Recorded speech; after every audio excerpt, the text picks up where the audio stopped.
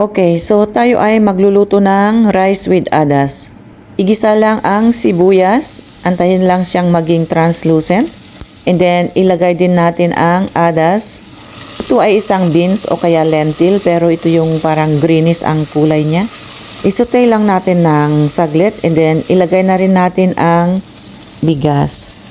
Haluin lang ng maigi hanggang sa maghalo na yung rice at adas beans.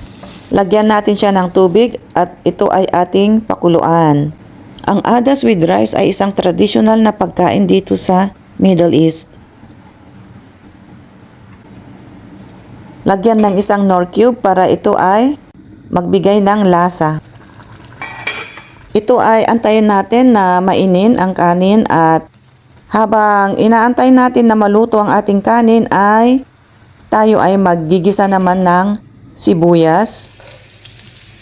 Hintayin lang natin na maluto ang sibuyas hanggang sa maging translucent na siya o kaya maging brown. Lagyan natin ng cumin powder at paprika powder.